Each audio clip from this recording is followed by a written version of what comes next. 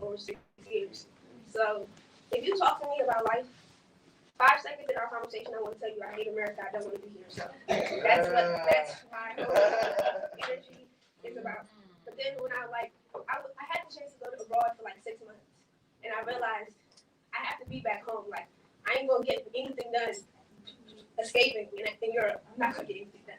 But I feel like James Baldwin, he understands that connection where you have to leave sometimes to like actually feel what's going on within yourself, within your community, within your people. Especially the fact that we have a very long and just drawn out history in America. So it's kind of gets hard here because like naturally, systematically, all those terms we feel it because it's us. So I'm gonna read from the first essay. The name of the first essay is it's called The Discovery of What It Means to Be an American. So, let's go. It's a complex fate to be an American, Henry James observed. And the principal discovery an American writer makes in Europe is just how complex this fate is. America's history, her aspirations, her peculiar triumphs, her even more peculiar defeats, and her position in the world yesterday and today are also profoundly and stubbornly unique, that their very word America remains new, almost completely undefined, and extremely controversial for now. No one in the world seems to know exactly what it describes, not even we millions who call ourselves Americans. I left America because I doubted my ability to survive the fury of the color problem here. Sometimes I still do. I wanted to prevent myself from becoming a merely Negro, or even a merely Negro writer. I wanted to find out in what ways the specialness of my experience could be made to connect me with other people instead of dividing me from them. I was as isolated from Negroes as I was from whites, which is what happens when a Negro begins at the bottom, to believe what white people say about him.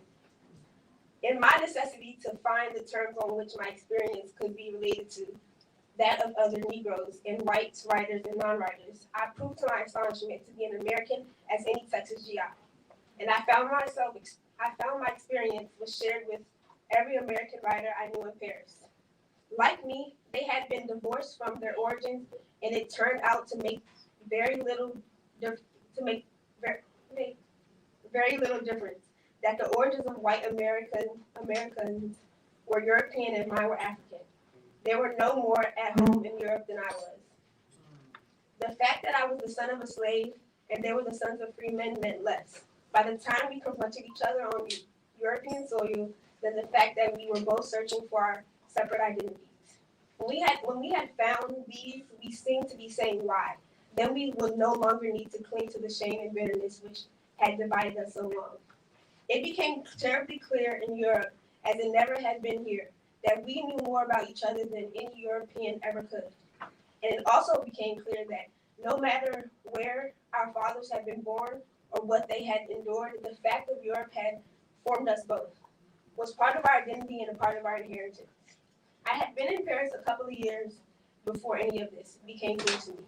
When it did, I, like many writers before me, upon the discovery that his props had all been knocked out from under him, suffered a species of breakdown, and was carried off the mountains of Switzerland.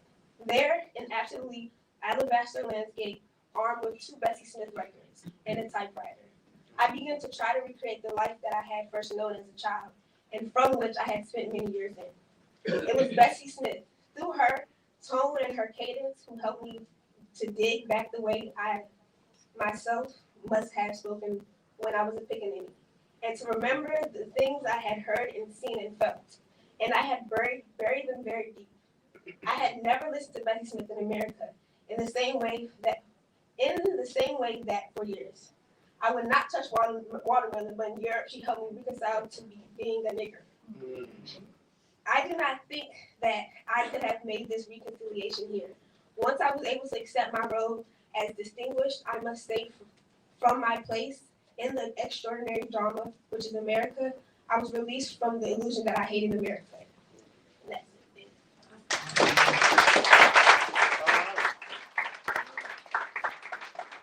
Also, when I was reading this, I realized, I'm really Pan-African. I was like, he's really talking really patriotic in this too. So I was like, it was really interesting reading this because his approach to America is like he can sit here and say that America's terrible, the systematic stuff is the issue, but at the end of the day, he still is patriotic to it. So I feel like I like that juxtaposition that he holds, like appreciating being a countryman and loving America, but also being like America's like this place is crazy.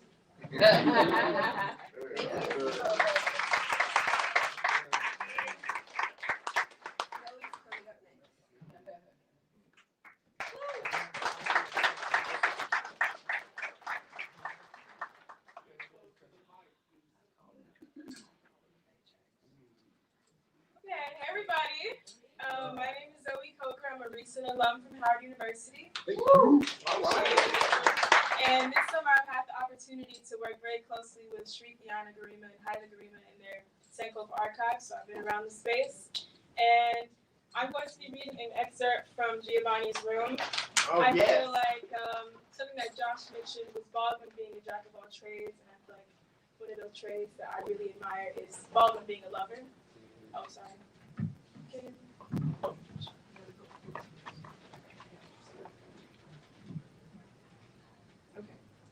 Can everybody hear me now? Okay. One of the things that I resonate mostly with Baldwin is him being a lover. So I'm reading Giovanni's room. I'm reading an excerpt from when David and Joey have their first intimate encounter, and it goes like this. When we came back along those streets, it was quiet. We were quiet too. We were very quiet in the apartment and sleepily got undressed in Joey's bedroom and went to bed. I fell asleep for quite a while, I think. But I woke up to find the light on it and Joey examining the pillow with great ferocious care. What's the matter? I think a bed bug bit me. You slob. You got bed bugs? I think one bit me. You ever had a bed bug bite you before? No. Well, go back to sleep. You're dreaming. He looked at me with his mouth wide open and his dark eyes very big. It was as though he had just discovered that I was an expert on bed bugs. I laughed and grabbed his head, as I had done God knows how many times before, when I was playing with him and when he annoyed me. But this time when I touched him, something happened in me which made this touch different from any other touch either of us had ever known. And he did not resist, as he usually did, but lay where I pulled him against my chest. And I realized that my heart was beating in an awful way, and that Joy was trembling against me, and the light in the room was very bright and hot. I started to move and make some kind of joke, but Joey mumbled something and I put my head down to hear. Joey raised his head as I lowered mine, and we kissed, as it were, by accident. Then for the first time in my life, I was really aware of another person's body, of another person's smell. We had our arms around each other, and it was like holding my hand in some rare, exhausted, nearly doomed bird which I had miraculously happened to find. I was very frightened. I'm sure he was frightened too, and we shut our eyes. To remember it so clearly, so painfully tonight tells me that I have never for an instant truly forgotten it. I feel myself now a faint, a dreadful stirring of what so overwhelmingly stirred in me then. Great thirsty heat and trembling and tenderness so painful I thought my heart would burst.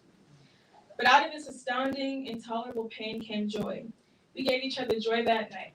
It seemed then that a lifetime would not be long enough for me to act with Joey the act of love. So, Baldwin's a lover, and I feel like I've always been interested in the way that Baldwin traces intimacy and love, and I feel like that has given me a lot of clarity about my own life and my own intimate relationships, and that's it. And now we're going to have an audio for the last episode.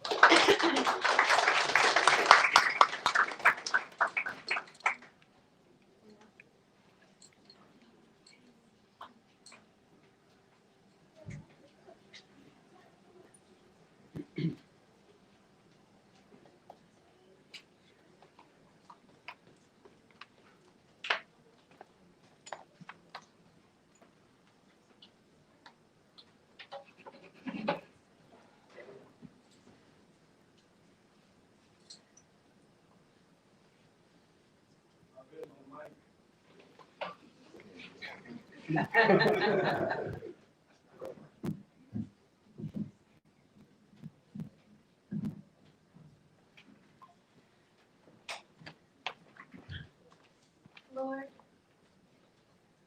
when you send the rain, think about it. Please, a little. Do not get carried away by the sound of falling water, the marvelous light on the falling water. I am beneath that water.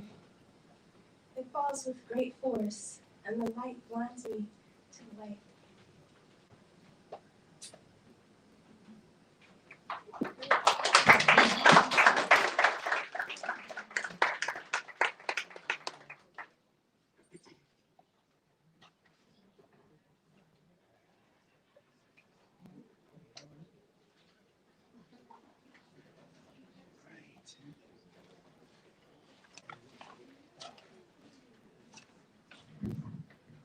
Thank you, Lana. Thank you. All of our interlocutors who fixed their work and thoughts with the work and thoughts of James Baldwin. Can we have another round of applause?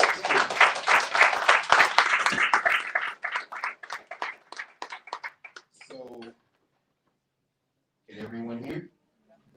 Okay. We are going to now watch a film that James Baldwin very happily and eagerly participated in making in the role of reporter.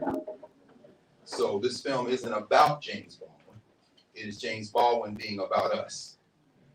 Has anyone seen this film, heard it through the grapevine?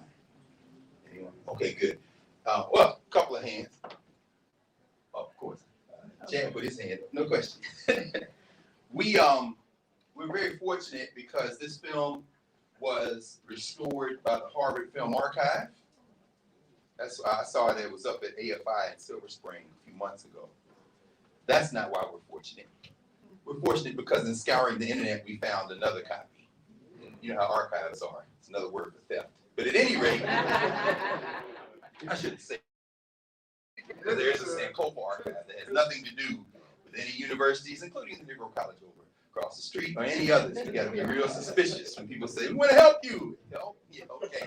It's a matter of intellectual property. But anyway, who's trying to claim it? Fortunately, this is not a bootleg. It was produced. The producers and directors of this film. It was aired on PBS when it first came out. It didn't make a lot of noise. But the genius of this film, you ever read Tom Dent's book, Southern Journey, where he goes through the South in the wake of the Black freedom struggle in the 1960s and says, so what did we get? It's a very important book. Dent does that work out of New Orleans. But Baldwin does a similar work, except he is letting the folks speak to him. He's in conversation with them. And so we're going to see some folk who are maybe not as well known as they should be, but are known to many people in this room who knew them. People like the great editor and writer Hoyt Fuller. It's going in this film. A man that Haile and Shrikiana Garima made a film about that is the best single film on the subject, and that would be Sterling Allen Brown. Sterling Brown's in this film. He's being interviewed in Founders Library in his little office to which he was exiled by the Negro College late in his life. But he's talking with Baldwin. We're going to see Fred Shuttlesworth. Fred Shuttlesworth is in this film. His daughter Carolyn was here a moment ago. They're across the street for the Conqueron Festival. I guess we had some Pan-African programming. That's things going on both sides of the street. And we know that today, the United Nations deemed today the National Day for People of African Ancestry. August 31st is that day. It's by the ancestors. So we want to make sure at the UN, we want to make sure we did that.